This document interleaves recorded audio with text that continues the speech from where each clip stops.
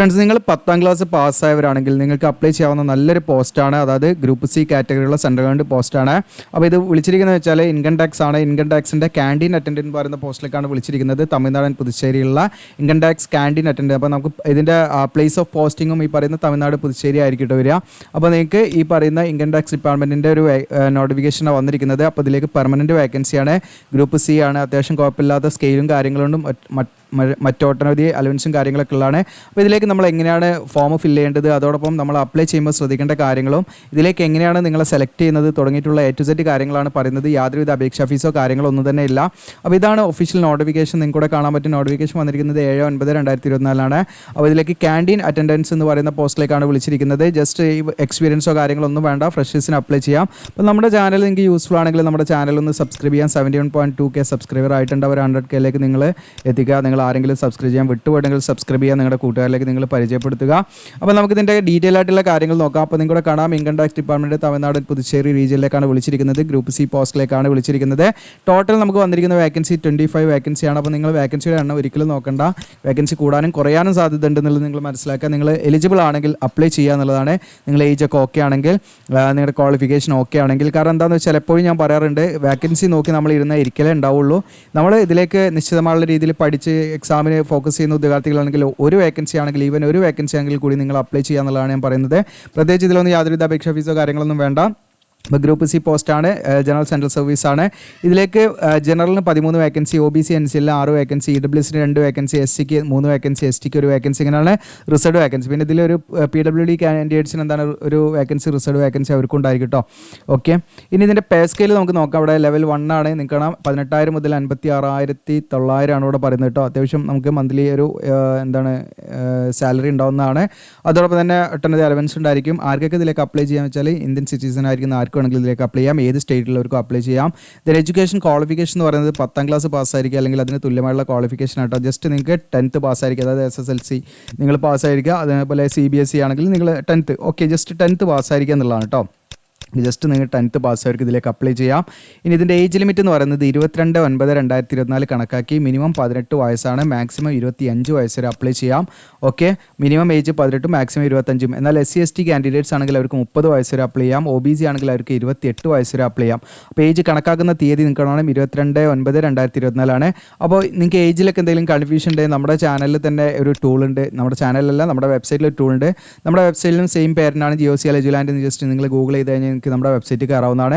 വെബ്സൈറ്റിൽ കയറിയിട്ട് നിങ്ങൾക്ക് ഈസി ടൂൾ എന്നുള്ള ഭാഗമുണ്ട്. ഈസി ടൂൾ നിങ്ങൾക്ക് ജസ്റ്റ് ക്ലിക്ക് ചെയ്ത് കഴിഞ്ഞാൽ നിങ്ങൾക്ക് ഏജ് കാൽക്കുലേറ്റർ ഉണ്ട്, SLCയുടെ പെർസെൻറ്റേജ് അറിയണമെങ്കിൽ അതിൻ്റെ കാൽക്കുലേറ്റർ ഉണ്ട്, അതുപോലെ ഫോട്ടോ എഡിറ്ററിനുള്ള ഓപ്ഷൻസ് ഉണ്ട്. അപ്പോൾ ഏജ് കാൽക്കുലേറ്റർ എടുത്ത് കഴിഞ്ഞാൽ നമ്മൾ ഈ പറയുന്ന നിങ്ങളുടെ ഡേറ്റ് ഓഫ് ബർത്ത്, ഇവിടെ ഡേറ്റ് ഓഫ് ബർത്ത് എന്നുള്ളത് നിങ്ങളുടെ ഡേറ്റ് ഓഫ് ബർത്ത് കൊടുക്കുക. ഏജ് അറ്റ് ദ ഡേറ്റ് എന്നുള്ളത് നമ്മൾ 22/9/2024 കൊടുത്ത് ഇവിടെ കാൽക്കുലേറ്റ് ഏജ് എന്ന് കൊടുത്താൽ നിങ്ങളുടെ ഏജ് ഡേയും മന്തും ഇയറും ഒക്കെ കറക്റ്റായിട്ട് കാണിക്കും കേട്ടോ.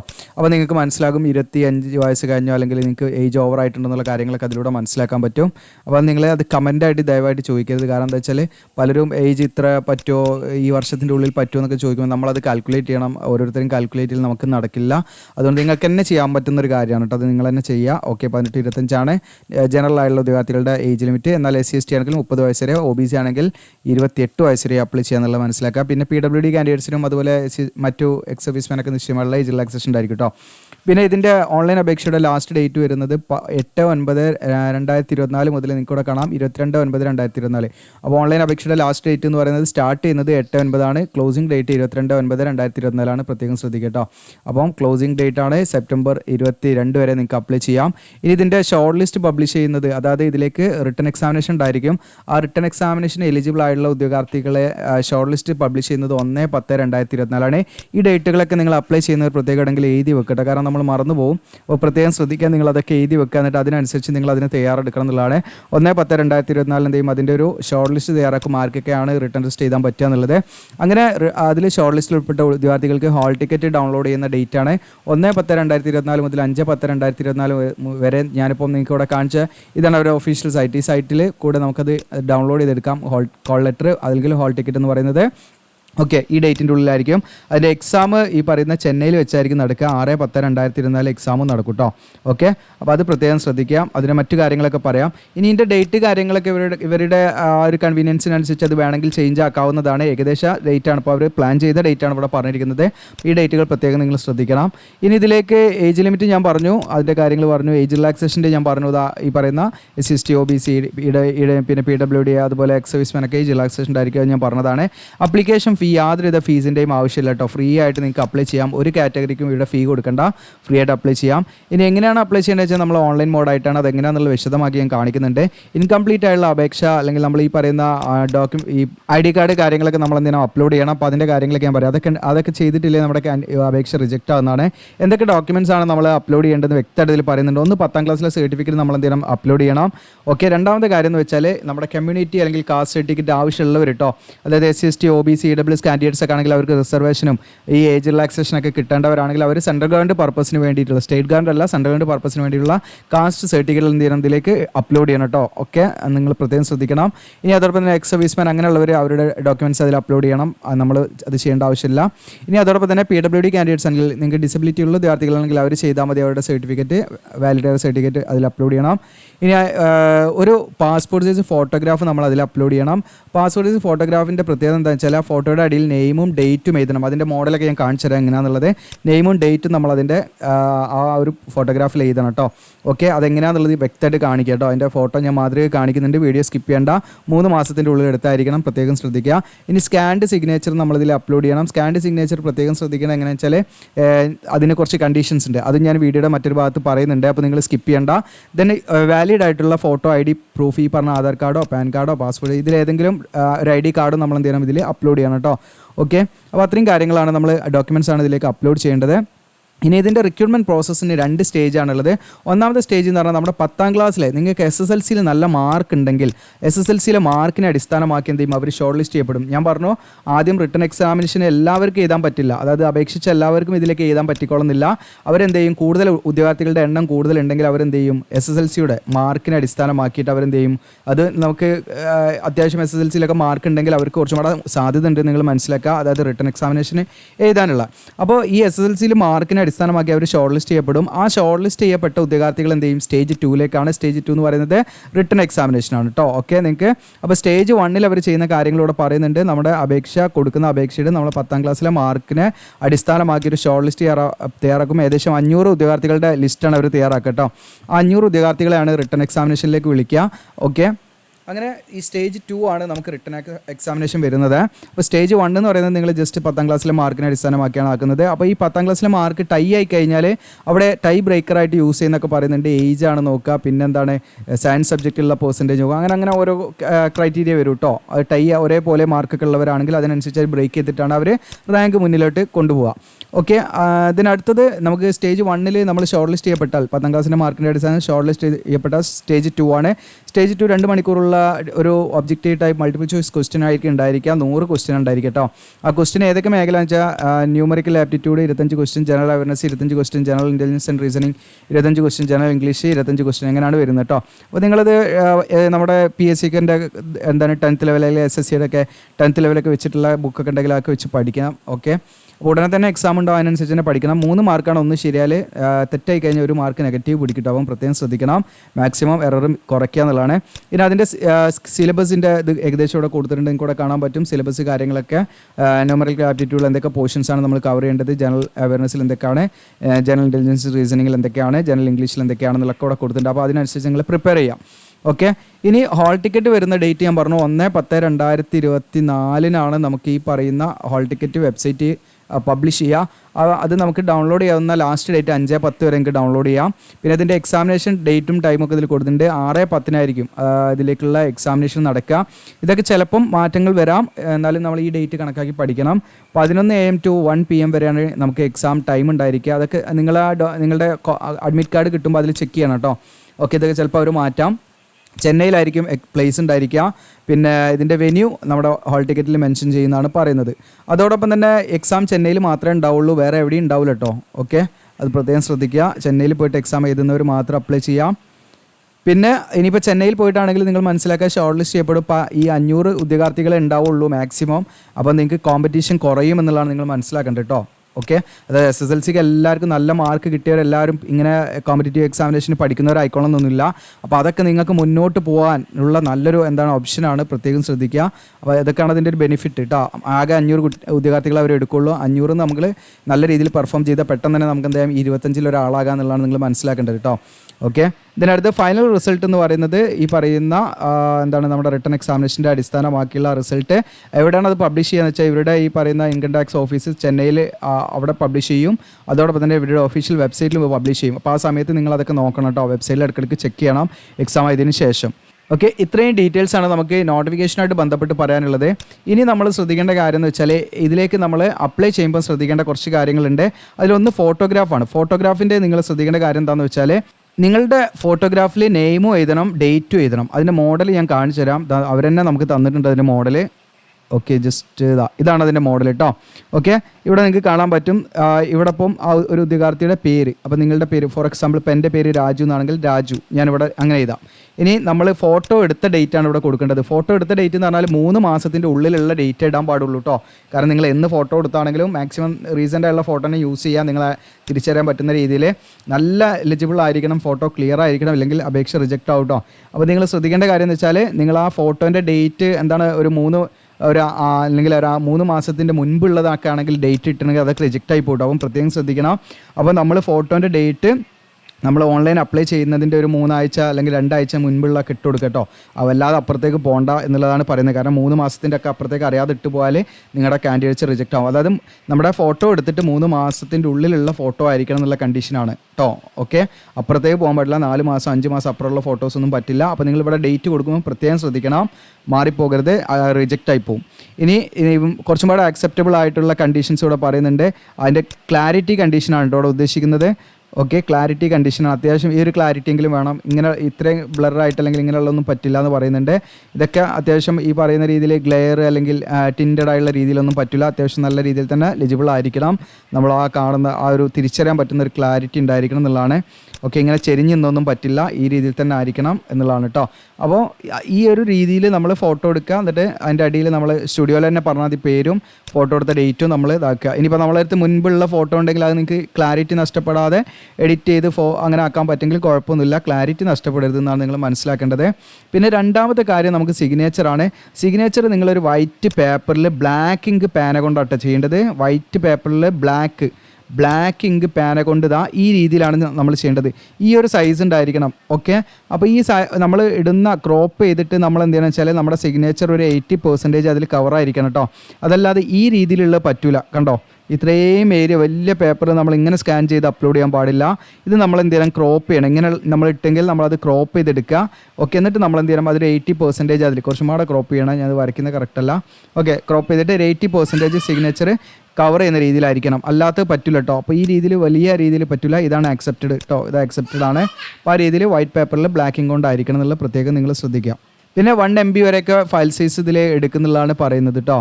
ഓക്കെ, അപ്പോൾ ഇത്രയാണ് അതിൻ്റെ ഡോക്യുമെൻറ്റ്സ് അപ്ലോഡ് ചെയ്യുന്നതിൻ്റെ കാര്യങ്ങൾ പറയാനുള്ളത്. ഇനി എങ്ങനെയാണ് അതിലേക്ക് അപ്ലൈ ചെയ്യാന്ന് വെച്ചാൽ നമ്മുടെ വീഡിയോയുടെ ഡിസ്ക്രിപ്ഷനിൽ ഞാൻ അപ്ലൈ ആവുന്നൊരു ലിങ്ക് തരും.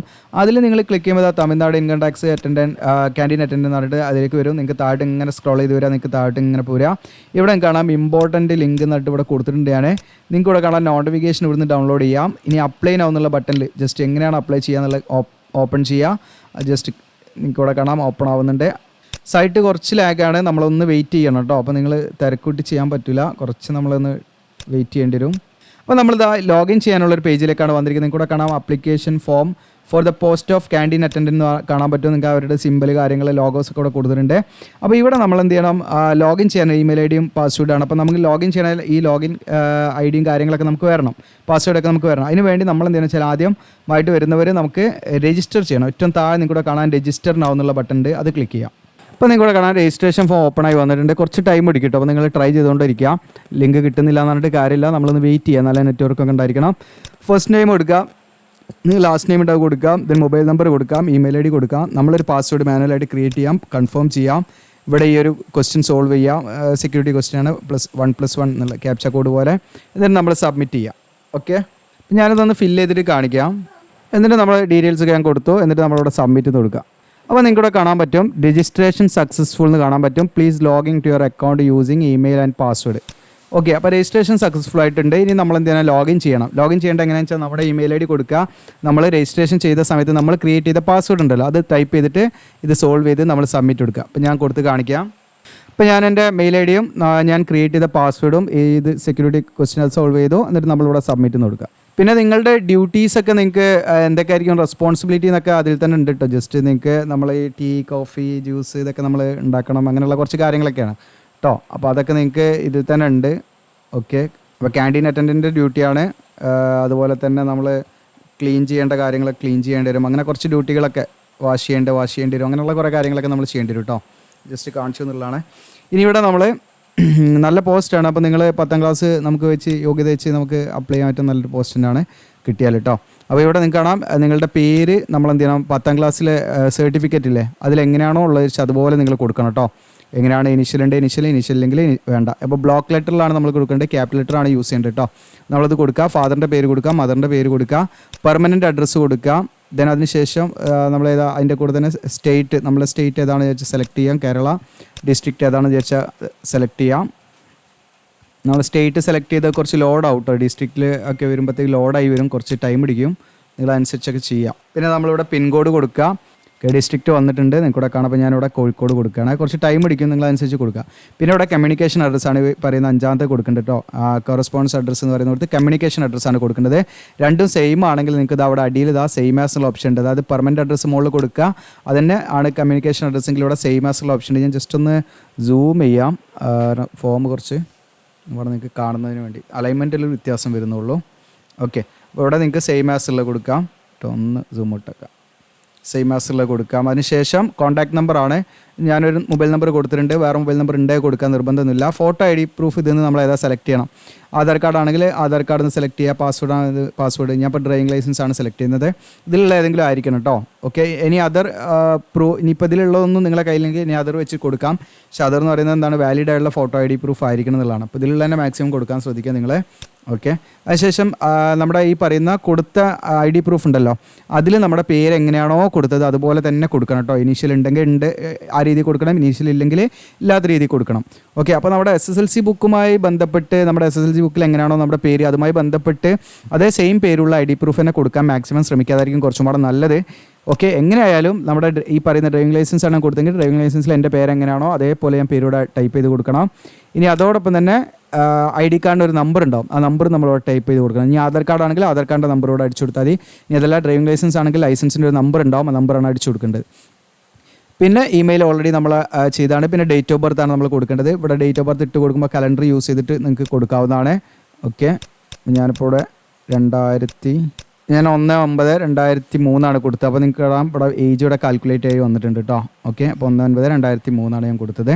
ഇനി അതിനുശേഷം ഏജ് വേർഡ്സിൽ ഇവിടെ പറയുന്നുണ്ട് 21 എന്ന് കാണിക്കുന്നുണ്ട്. ഇനി മെയിൽ ഓർ ഫീമെയിൽ ഏതായാലും ജെൻഡർ നമ്മളിവിടെ സെലക്ട് ചെയ്യാം. ഇനി അതിനുശേഷം നമ്മൾ ഇന്ത്യൻ സിറ്റിസൺ ആണോ എന്നുള്ളതാണ് യെസ് എന്ന് കൊടുക്കാം. അതിനുശേഷം സേവ് ആൻഡ് നെക്സ്റ്റ് ആണ് നമ്മൾ കൊടുക്കുന്നത്. ഇപ്പോൾ ഞാനതൊന്ന് ഫില്ല് ചെയ്തിട്ട് സേവ് ആൻഡ് നെക്സ്റ്റ് കൊടുത്ത് കാണിച്ചു തരാം. 3 സ്റ്റെപ്പേ നമുക്ക് ചെയ്യാനുള്ളൂ. നമ്മൾ ഓൺലൈനായിട്ടൊക്കെ ഫോം ഫില്ല് ചെയ്ത് കൊടുക്കുന്നുണ്ട്. അപ്പോൾ നിങ്ങൾക്ക് താല്പര്യം ഉണ്ടെങ്കിൽ നിങ്ങൾ കോൺടാക്ട് ചെയ്യാം കേട്ടോ. ഇപ്പോൾ ഡീറ്റെയിൽസ് ഒക്കെ ഫില്ല് ചെയ്ത് സേവ് ആൻഡ് നെക്സ്റ്റ് കൊടുക്കുന്നു. ഇനി നമ്മൾ സ്റ്റെപ്പ് 2ലേക്കാണ് വന്നിരിക്കുന്നത്. അതിൻ്റെ ഇൻസ്ട്രക്ഷൻ കാര്യങ്ങളൊക്കെ ഉണ്ട്. അപ്പോൾ ഡോക്യുമെൻറ്റ്സ് നമ്മൾ PDF ഫോർമാറ്റിലേക്കാണ് ഇവിടെ അപ്ലോഡ് ചെയ്യേണ്ടത്. അപ്പോൾ അതിനനുസരിച്ച് നിങ്ങൾ ചെയ്യണം കേട്ടോ. അപ്പോൾ അതിൽ നമ്മൾ ആദ്യം എഡ്യൂക്കേഷൻ ക്വാളിഫിക്കേഷനാണ്. ഇവിടെ 10ാം ക്ലാസ്സിൻ്റെ ഡീറ്റെയിൽസാണ് നമ്മൾ ആദ്യം കൊടുക്കേണ്ടത്. അപ്പോൾ അതിൽ നമ്മൾ ഏതാണ് ബോർഡ്, ഇപ്പോൾ നമ്മൾ കേരളത്തിലാണ് പഠിച്ചെങ്കിൽ നമ്മൾ കേരള SSLC ആണ് പഠിച്ചെങ്കിൽ കേരള ബോർഡ് ഓഫ് പബ്ലിക് എക്സാമിനേഷനാണ് കൊടുക്കണം. ഈ CBSE ICSE ഒക്കെ പഠിച്ചവർ അതിനനുസരിച്ച് കൊടുക്കണം കേട്ടോ. ഓക്കെ, അപ്പോൾ നമ്മൾ അത് ഇവിടെ നിങ്ങളത് ടൈപ്പ് ചെയ്ത് കൊടുക്കുക കേട്ടോ. Kerala board of public examination എന്നുള്ളത് ടൈപ്പ് ചെയ്ത് കൊടുക്കുക. അതിനുശേഷം നിങ്ങൾക്ക് ഇയർ ഓഫ് പാസിംഗ് എന്നുള്ളത് നമ്മുടെ സർട്ടിഫിക്കറ്റിൽ തന്നെ ഉണ്ടാവും, അത് നിങ്ങൾ ഇട്ട് കൊടുക്കുക. സർട്ടിഫിക്കറ്റ് ഇഷ്യൂയിങ് അതോറിറ്റി ഏതാ വെച്ചാൽ അത് നമുക്ക് സർട്ടിഫിക്കറ്റ്. അപ്പോൾ അത് വേണമെങ്കിൽ നിങ്ങൾക്ക് ഈ പറയുന്ന പരീക്ഷാ ഭവൻ ഇങ്ങനെ പറഞ്ഞിട്ട് ജസ്റ്റ് എന്താണ് department of general education government of Kerala എന്നൊക്കെ കൊടുക്കാവുന്നതാണ് കേട്ടോ. നമ്മുടെ സർട്ടിഫിക്കറ്റ് ഉണ്ടാവും. ഓക്കെ, ആ സർട്ടിഫിക്കറ്റിൽ ഇതിൽ കൊടുക്കാവുന്നതാണ് അതിനനുസരിച്ചിട്ട്. then അതോടൊപ്പം തന്നെ ഹാൾ ടിക്കറ്റ് നമ്പറോ രജിസ്ട്രേഷൻ നമ്പറാണ് ചോദിക്കുന്നത്. രജിസ്ട്രേഷൻ നമ്പർ എന്ന് പറഞ്ഞാൽ നമ്മുടെ റോൾ നമ്പർ ഉണ്ടല്ലോ, 10ാം ക്ലാസ്സിലെ റോൾ നമ്പർ, ആ രജിസ്ട്രേഷൻ നമ്പർ ഉണ്ടല്ലോ അത് അടിച്ചു കൊടുക്കുക നിങ്ങൾ. ഓക്കെ, പിന്നെ റിമാർക്സ് എന്തെങ്കിലും നിങ്ങൾക്ക് അഡീഷണൽ ആയിട്ട് എന്തെങ്കിലും ടൈപ്പ് ചെയ്യണമെങ്കിൽ അനുസരിച്ച് ഇവിടെ കൊടുക്കാവുന്നതാണ്. ഇനി നമ്മൾ എന്താണെന്ന് വെച്ചാൽ മാർക്ക് ഇതിൽ ആഡ് ചെയ്യണം. ഓക്കെ. പിന്നെ ഇവിടെ നിങ്ങൾ കൊടുക്കേണ്ടത് നമ്മുടെ 10ാം ക്ലാസ്സിൽ ഇപ്പോൾ നമ്മുടെ എത്ര സബ്ജക്റ്റ് നമ്മൾ പഠിച്ചിട്ടുണ്ട് എന്നുള്ളതാണ് കേട്ടോ. ഓക്കെ, അത് നമ്മളിപ്പം 10ആണ്. ഓക്കെ, 10 സബ്ജക്റ്റാണ് നമ്മൾ പഠിക്കുന്നത്. 10 എന്ന് കൊടുക്കുക. അപ്പോൾ നിങ്ങളെ സർട്ടിഫിക്കറ്റിൽ നോക്കുക. സ്കീമൊക്കെ മാറുമ്പോൾ എനിക്ക് തോന്നുന്നു പഴയ സ്കീമൊക്കെ ആണെങ്കിൽ വ്യത്യാസം ഉണ്ടാവും തോന്നുന്നു കേട്ടോ. ഓക്കെ, ഇപ്പോൾ ഉള്ളതാണ് ഞാൻ പറയുന്നത്. 10 സബ്ജക്റ്റാണ് നമ്മൾ പഠിക്കുന്നത്. ഓക്കെ, ദെൻ ഇനി നമ്മളിവിടെ എന്ത് ചെയ്യണമെന്ന് വെച്ചാൽ ഇതിൻ്റെ മാർക്ക് കാര്യങ്ങൾ എൻ്റർ ചെയ്യണം. ഓക്കെ, ഇവിടെയാണ് നമ്മൾ കേരള ബോർഡിൽ നമ്മൾ നേരിടുന്ന പ്രശ്നം എന്ന് വെച്ചാൽ നമ്മുടെ ഗ്രേഡാണ് നമ്മുടെ സർട്ടിഫിക്കറ്റിൽ. അപ്പോൾ നമുക്ക് ആവറേജ് മാർക്ക് വെച്ച് നമ്മൾ എന്ത് ഇടേണ്ടി വരും. അല്ലാതെ നമുക്ക് വേറൊരു ഓപ്ഷൻ ഇല്ല ഇതിൽ. ഓക്കെ, അപ്പോൾ മാത്തമാറ്റിക്സിന് എത്ര കിട്ടി ടോട്ടൽ മാർക്ക് നമ്മളവിടെ കൊടുക്കുക. ഓക്കെ, ദെൻ നമുക്ക് നേടിയ മാർക്കാണ് അടുത്ത മാർക്സ് ഒബ്റ്റൈൻഡ് എന്നുള്ളത് നേടിയ മാർക്കാണ് കൊടുക്കേണ്ടത്. ഇവിടെ ടോട്ടൽ മാർക്കാണ് കൊടുക്കേണ്ടത്. അതുപോലെ സയൻസ് സബ്ജക്റ്റുകളിൽ നമുക്ക് എത്ര കിട്ടി എന്നുള്ളത് ഇവിടെ കൊടുക്കാം. ദെൻ ടോട്ടൽ മാർക്ക് അത് കൗണ്ട് ചെയ്തിട്ട് കൊടുക്കാം. സോഷ്യൽ സയൻസിൽ നമുക്ക് ടോട്ടൽ മാർക്ക് കൂടെ കൊടുക്കാം, കിട്ടിയ മാർക്ക് കൂടെ കൊടുക്കാം. എന്നിട്ട് ഇവിടെ ആഡ് സബ്ജക്റ്റ് എന്നുള്ളത് കാണാം. നിങ്ങൾക്ക് ആഡ് കൊടുത്താൽ അടുത്ത എന്ത് ചെയ്യും, കോളം ഇവിടെ വരും. ബാക്കി ഇനി ഹിന്ദി, ഇംഗ്ലീഷ് ഇതൊക്കെ ഉണ്ടല്ലോ, അതൊക്കെ നിങ്ങൾ ഇതുപോലെ ആഡ് ചെയ്യാം. ഓക്കെ, അപ്പോൾ സയൻസ് എന്നുള്ളിടത്ത് നമ്മളിപ്പോൾ എനിക്ക് തോന്നുന്നു ഫിസിക്കൽ സയൻസും നമ്മുടെ ഈ പറയുന്ന ഫിസിക്കൽ സയൻസ് പറഞ്ഞാൽ ഫിസിക്സും കെമിസ്ട്രിയും അതിൽ വരും. പിന്നെ നമുക്ക് നാച്ചുറൽ സയൻസും എല്ലാം കൂടി നമുക്ക് ഒരുമിച്ചൊരു ഇതിൽ കൊടുക്കാം. അതായിരിക്കും നല്ലതെന്ന് തോന്നുന്നു കേട്ടോ. ഓക്കെ, സയൻസ് എന്നുള്ളത് കാരണം നമ്മൾ ഓരോന്നും സെപ്പറേറ്റ് ആയിട്ട് കൊടുക്കേണ്ടതില്ല എന്നാണ് ഞാൻ മനസ്സിലാക്കുന്നത്. അപ്പോൾ നിങ്ങളുടെ ഒരു ലോജിക്കും പാട് അതിൽ അപ്ലൈ ചെയ്യാം. ഞാൻ മനസ്സിലാക്കിയ കാര്യമാണ് ഞാൻ പറയുന്നത്. സയൻസ് എന്നുള്ളത് ഇപ്പോൾ നമുക്ക് ഫിസിക്കൽ സയൻസും നാച്ചുറൽ സയൻസാണ് വരുന്നത്. ഓക്കെ, അപ്പം ഫിസിക്കൽ സയൻസ് പറഞ്ഞാൽ ഫിസിക്സും കെമിസ്ട്രിയും, നാച്ചുറൽ സയൻസ് പറഞ്ഞാൽ ബയോളജിയാണ് അതിൽ വരുന്നത്. അപ്പം 3 പാടെ കൂട്ടിയിട്ട് നിങ്ങൾ ഇട്ട് കൊടുക്കുക എന്നുള്ളതാണ് എൻ്റെ ഒരു ഒപ്പീനിയൻ. ബാക്കി നിങ്ങളും പാടെ ഒന്ന് ചിന്തിച്ചിട്ട് അപ്ലൈ ചെയ്യാം. കാരണം നമുക്ക് അതിൻ്റെ ഒരു ഇൻസ്ട്രക്ഷൻ കറക്റ്റായിട്ട് ഇതിൽ പറയുന്നൊന്നുമില്ല.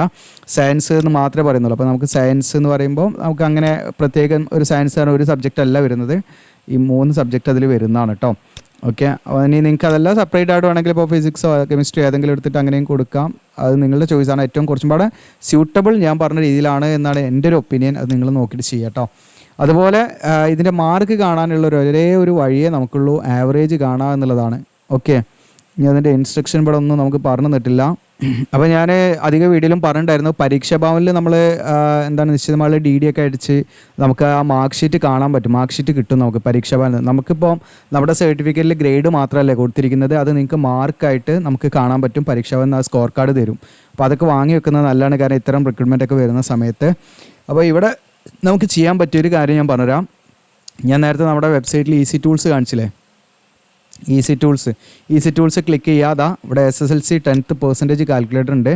ഈ 10% കാൽക്കുലേറ്ററിൽ നിങ്ങൾക്ക് എന്ത് ചെയ്യാം, ഇതിലൊരു വീഡിയോ ഞാൻ അറ്റാച്ച് ചെയ്തിട്ടുണ്ട്. ആ വാച്ച് ഓൺ യൂട്യൂബ് എന്ന് പറഞ്ഞിട്ട് നിങ്ങൾക്ക് ഈ വീഡിയോ കണ്ടു കഴിഞ്ഞാൽ ഞാനിപ്പോൾ ഇതിൽ ടോട്ടൽ മാർക്ക് കണ്ടിട്ട് അതിൻ്റെ പെർസെൻറ്റേജ് കണ്ട് അല്ലെങ്കിൽ ടോട്ടൽ പെർസെൻറ്റേജ് കണ്ട് അതിൻ്റെ മാർക്ക് കാണുന്ന രീതിയിലൊക്കെയാണ് ഞാൻ ഈ കാര്യങ്ങൾ പറയുന്നത്.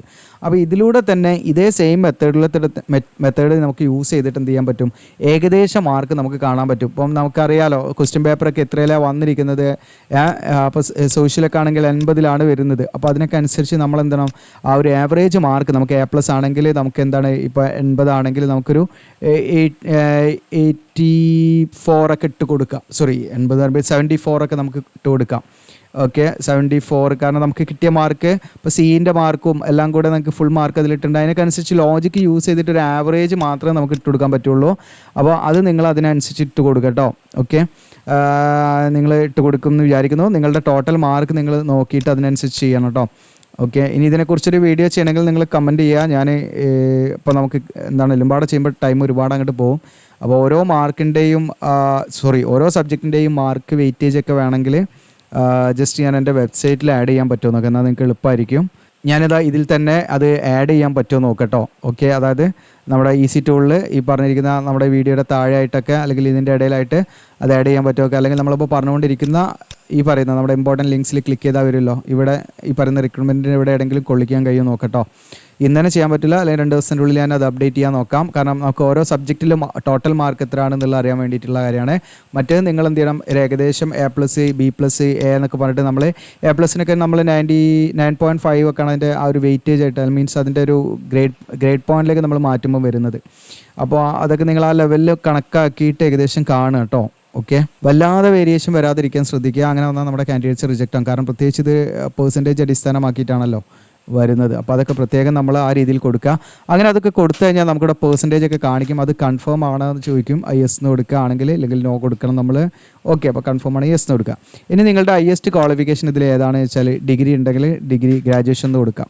ഇനി +2 വരെ പഠിച്ചാൽ +2 കൊടുക്കാം. PG ഉണ്ടെങ്കിൽ PG കൊടുക്കാം. ITI ഉണ്ടെങ്കിൽ ഡിപ്ലോമ ഉണ്ടാകും കൊടുക്കാം. ഓക്കെ, അത് ജസ്റ്റ് നമ്മൾ എന്ത് ചെയ്യുക, അതിനനുസരിച്ച് കൊടുക്കാവുന്നതാണ് നിങ്ങൾക്ക് കേട്ടോ. ഇനി അതിന് ശേഷം നിങ്ങളുടെ കമ്മ്യൂണിറ്റിയാണ് SC/ST OBC ജനറൽ ഏതാച്ചാൽ സെലക്ട് ചെയ്യാം. ഇപ്പോൾ SC/ST ഒക്കെ ആണെങ്കിൽ, നിങ്ങളാണെങ്കിൽ OBC ഒക്കെ ആണെങ്കിൽ എന്ത് ചെയ്യണം, ഇവിടെ സെലക്ട് ആയാലും ഇവിടെ കാസ്റ്റ് സർട്ടിഫിക്കറ്റ് എന്ത് ചെയ്യണം, ഇവിടെ അപ്ലോഡ് ചെയ്യണം. കാറ്റഗറി സർട്ടിഫിക്കറ്റ്, അതായത് നമ്മുടെ OBC NCയിലാണ് സർട്ടിഫിക്കറ്റിൻ്റെ സെൻട്രൽ പർപ്പസിനുള്ള. ഇനി അതല്ല ജനറൽ ആണെങ്കിൽ അതിൻ്റെ ആവശ്യമൊന്നുമില്ല. ഇനി SC/ST ആണെങ്കിൽ അവർ എന്ത് ചെയ്യണം, SC/ST സർട്ടിഫിക്കറ്റ് സെൻട്രൽ പർപ്പസിന് വേണ്ടി തയ്യാറാക്കിയത് ഇവിടെ അപ്ലോഡ് ചെയ്യണം കേട്ടോ. ഞാനിവിടെ ജനറലാണ് സെലക്ട് ചെയ്യുന്നത്. പിന്നെ നമ്മൾ ഏജ് റിലാക്സേഷൻ ഒന്നും നമ്മൾ നോക്കുന്നില്ല, അതുകൊണ്ട് നമ്മൾ നോ കൊടുത്താൽ മതി. അങ്ങനെയുള്ളവർ യെസ് കൊടുക്കുക കേട്ടോ. സിവിലിയൻ, അതായത് ഗവൺമെൻറ് സർവീസിലൊക്കെ ഉള്ളവർക്ക്, അങ്ങനെയുള്ള എക്സ് സർവീസ് മാൻ അങ്ങനെയുള്ളവർക്കൊക്കെ കേട്ടോ. അപ്പോൾ ഞാനിവിടെ സേവ് ആൻഡ് നെക്സ്റ്റ് കൊടുത്തിട്ട് കാണിക്കാം. അപ്പോൾ ഡീറ്റെയിൽസ് ഒക്കെ ഫില്ല് ചെയ്തോടെ സേവ് ആൻഡ് നെക്സ്റ്റ് കൊടുക്കുന്നു. അങ്ങനെ നമ്മൾ ഫൈനലി സ്റ്റെപ്പ് 3 സ്റ്റെപ്പ് 3 എന്ന് പറഞ്ഞാൽ നമ്മൾ ഫോട്ടോ അപ്ലോഡ് ചെയ്യലാണ്. അപ്പോൾ ബ്രൗസ് എന്നുള്ള നെക്കിയിട്ട് നമ്മൾ എന്ത് ചെയ്യുക, അവിടെ ഫോട്ടോ അപ്ലോഡ് ചെയ്യുക കേട്ടോ. അപ്പോൾ ഞാൻ പറഞ്ഞ രീതിയിലുള്ള ഫോട്ടോ നിങ്ങൾ അപ്ലോഡ് ചെയ്യുക. ഈ പറയുന്ന പേരും ഡേറ്റും ഒക്കെ ഇതേ രീതിയിലുള്ള ഫോട്ടോ അപ്ലോഡ് ചെയ്യുക കേട്ടോ. ഞാൻ അവിടെ ജസ്റ്റ് എക്സാമ്പിൾ കാണിക്കുന്നതിന് വേണ്ടി മാത്രമാണ് അപ്ലോഡ് ചെയ്യുന്നത്. അതോടൊപ്പം തന്നെ നിങ്ങൾ 10ാം ക്ലാസ്സിലെ മാർക്ക് ഷീറ്റ് ഇവിടെ ബ്രൗസ് നിന്ന് ക്ലിക്ക് ചെയ്തിട്ട് PDF ആണ് അപ്ലോഡ് ചെയ്യേണ്ടത്. അതോടൊപ്പം തന്നെ നിങ്ങൾ ഫോട്ടോ ID പ്രൂഫ് എന്ത് ചെയ്യണം, ഇവിടെ അപ്ലോഡ് ചെയ്യണം. ഓക്കെ, ബ്രൗസ് എന്നുള്ള ക്ലിക്ക് ചെയ്തിട്ട് അപ്ലോഡ് ചെയ്യണം കേട്ടോ. അങ്ങനെ ഓരോന്ന് നമ്മൾ അപ്ലോഡ് ചെയ്ത് വരിക. അങ്ങനെ ലാസ്റ്റ് നമുക്കിവിടെ സിഗ്നേച്ചറാണ് അപ്ലോഡ് ചെയ്യേണ്ടത്. എന്നിട്ട് നിങ്ങൾ പ്ലേസ് ചെയ്താൽ ഓക്കെ, നിങ്ങളുടെ പ്രദേശത്തിൻ്റെ പേര് എഴുതിയിട്ട് സേവ് ആൻഡ് പ്രിവ്യൂ കൊടുക്കുക. നമ്മൾ അപ്ലൈ ചെയ്തതിൻ്റെ ആ പ്രിവ്യൂ കാര്യങ്ങളൊക്കെ നിങ്ങൾക്ക് കാണാൻ പറ്റും. അല്ലെങ്കിൽ ഇത് എഡിറ്റ് ചെയ്യണമെങ്കിൽ ബാക്ക് അടിച്ചിട്ട് നിങ്ങൾക്ക് എഡിറ്റ് ചെയ്യാം. എന്നിട്ട് നിങ്ങൾ എന്ത് ചെയ്യുക, അവിടെ സബ്മിറ്റ് കൊടുക്കാം. അപ്പോൾ ഞാനിതൊരു ഡെമോ അക്കൗണ്ടാണ്, അപ്പം ജസ്റ്റ് നമ്മളത് ഫില്ല് ചെയ്യുന്നില്ല. അപ്പോൾ ഇത്രയും കാര്യങ്ങൾ നമുക്ക് ചെയ്യാനുള്ളൂ. ഇത് കംപ്ലീറ്റ് ചെയ്ത് കഴിഞ്ഞാൽ നിങ്ങൾക്ക് ഇതാ ഇവിടെ സേവ് ആൻഡ് പ്രിവ്യൂ കൊടുക്കുക. അപ്പോൾ നിങ്ങൾക്ക് എന്താണ്, നിങ്ങൾ കൊടുത്ത ഡീറ്റെയിൽസ് ഒക്കെ ഇവിടെ എന്താണ് PDF ആയിട്ട് കാണിക്കും. എന്നിട്ട് അത് ഓക്കെ ആണെങ്കിൽ വീണ്ടും അവിടുന്ന് സബ്മിറ്റ് ഫൈനൽ സബ്മിഷൻ കൊടുക്കുക. എന്നിട്ട് അതെന്ത് ചെയ്യുക, നിങ്ങൾ പ്രിൻ്റ് എടുത്ത് സൂക്ഷിക്കുക എന്നുള്ളതാണ് കേട്ടോ. അപ്പോൾ ഇതിൻ്റെ ഒരു നിങ്ങൾക്ക് കൂടുതൽ ക്ലാരിറ്റി വരുത്തണം കേട്ടോ. സ്റ്റെപ്പ് 2 ആണ് കോംപ്ലിക്കേഷൻ. സ്റ്റെപ്പ് 2 എന്താണെന്ന് വെച്ചാൽ നമ്മൾ ജസ്റ്റ് ഞാൻ നമ്മുടെ പറയാം, ഈ പറയുന്ന നമ്മുടെ മാർക്കൊക്കെ കൊടുക്കുന്നതായിട്ട് ബന്ധപ്പെട്ടാണ് പ്രശ്നം. അപ്പോൾ അതൊക്കെ നിങ്ങൾ എന്ത് ചെയ്യണമെന്ന് വെച്ചാൽ കറക്റ്റ് ഉറപ്പ് വരുത്തിയതിന് മാത്രം ചെയ്യട്ടോ. നിങ്ങൾ പെട്ടെന്ന് തന്നെ ചാടി ഇതാക്കി ചെയ്യണ്ട. വേണമെങ്കിൽ നിങ്ങൾ പറയുകയാണെങ്കിൽ, കൂടുതൽ ആളുകൾ പറയുകയാണെങ്കിൽ അതെങ്ങനെയാണ് കാണേണ്ടത്, നമ്മുടെ മാർക്കിൻ്റെ ഒരു ശരാശരി കാണേണ്ടത് എങ്ങനെയാണെന്ന് വേണമെങ്കിൽ നമ്മളൊരു വീഡിയോ ചെയ്യാം. കൂടുതൽ ആളുകൾ ഉണ്ടെങ്കിൽ മാത്രം കേട്ടോ, കൂടുതൽ കമൻറ്റ് ഉണ്ടെങ്കിൽ. കാരണം നമ്മൾ വെറുതെ ഒരു ടൈം അവിടെ എന്താണ് ഇൻവെസ്റ്റ് ചെയ്ത് നമുക്കതൊരു യൂസ്ഫുൾ അല്ലാത്ത രീതിയിലാകരുത്. അപ്പോൾ നിങ്ങൾ കൂടുതൽ ആളുകൾ ഉണ്ടെങ്കിൽ നമ്മൾ അതനുസരിച്ച് ചെയ്യാം. അതല്ലെങ്കിൽ നിങ്ങൾ എന്ത് ചെയ്യുക, നിങ്ങളുടെ ലോജിക്ക് യൂസ് ചെയ്തിട്ട് ചെയ്യാം കേട്ടോ. കാരണം ആ മാർക്ക് കൊടുക്കുന്നതിൽ എന്തെങ്കിലും പ്രശ്നങ്ങളുണ്ടെങ്കിൽ അത് റിജക്റ്റ് ആവാൻ സാധ്യതയുണ്ട്. അപ്പോൾ നമുക്കുള്ളൊരു ഓപ്ഷൻ അങ്ങനെ ഉള്ളൂ. ഇല്ലെങ്കിൽ പരീക്ഷ പാനലിൽ ഡയറക്റ്റ് കോൺടാക്ട് ചെയ്ത് പെട്ടെന്ന് തന്നെ എന്ത് ചെയ്യുക, മാർക്ക് സ്കോർ കാർഡ് എനിക്ക് തോന്നുന്നു അങ്ങനെയൊക്കെ പെട്ടെന്ന് തന്നെ കിട്ടാനൊക്കെ സാധ്യതയുണ്ട്. ഒരു 1 വീക്കിൻ്റെ ഉള്ളിൽ കിട്ടാൻ സാധ്യതയുണ്ട്. അപ്പോൾ അതിൻ്റെ കാര്യങ്ങൾ അന്വേഷിച്ച് അതിൻ്റെ കാര്യങ്ങൾ ഒക്കെ മുന്നോട്ട് കൊണ്ടുപോകുക എന്നുള്ളതാണ്. പിന്നെ ആ സയൻസ് സബ്ജക്റ്റിൻ്റെ കാര്യം പ്രത്യേകം ശ്രദ്ധിക്കണം. അത് നിങ്ങൾ നല്ല രീതിയിൽ ലോജിക്ക് യൂസ് ചെയ്തിട്ട് തന്നെ ചെയ്യണം കേട്ടോ. ഓക്കെ, അവരെ പ്രത്യേക ഇൻസ്ട്രക്ഷനോ കാര്യങ്ങളോ തന്നില്ല. നമ്മൾ സയൻസ് നിന്നാണ്. അപ്പം ഇപ്പോൾ സയൻസ് വരുമ്പോൾ നമുക്ക് ഇപ്പോൾ ഫിസിക്സ് മാത്രമല്ല കെമിസ്ട്രിയും ഉണ്ട്. അപ്പോൾ അതുകൊണ്ട് നമ്മൾ ഫിസിക്കൽ സയൻസ് എന്നാണ് അതിന് പറയുന്നത്. മറ്റേത് ബയോളജിയും സയൻസ് തന്നെയാണ്, നാച്ചുറൽ സയൻസ് ആണ്. ഓക്കെ, അപ്പോൾ അത് നമ്മൾ കൺഫ്യൂഷനാണ്. അപ്പോൾ അത് 3 പാടെ ഇട്ട് കൊടുത്തിട്ട് അങ്ങനെ ചെയ്യേണ്ടി വരും എന്നുള്ളതാണ് മനസ്സിലാക്കുന്നത്. അപ്പോൾ നിങ്ങളുടെ ലോജിക്കും പാടെ യൂസ് ചെയ്യുക, നല്ല രീതിയിൽ അപ്ലൈ ചെയ്യുക, റിജക്ഷൻ വരാത്ത രീതിയിൽ കേട്ടോ. അതിൻ്റെ കൂടുതൽ കാര്യങ്ങൾ ചെയ്യണമെങ്കിൽ നിങ്ങൾ എന്ത് ചെയ്യുക, പെട്ടെന്ന് പറയുകയാണെങ്കിൽ 2 ദിവസത്തിൻ്റെ ഉള്ളിൽ നമ്മൾ എന്ത് ചെയ്യുക, ഒരു വീഡിയോ പാടെ ചെയ്യാവുന്നതാണ്. മാക്സിമം നിങ്ങൾ കമൻറ്റ് ചെയ്യുകയാണെങ്കിൽ കേട്ടോ. മാക്സിമം നിങ്ങൾ കൂടുതൽ ഷെയർ ചെയ്യുക, സബ്സ്ക്രൈബ് ചെയ്യുക. Thank you.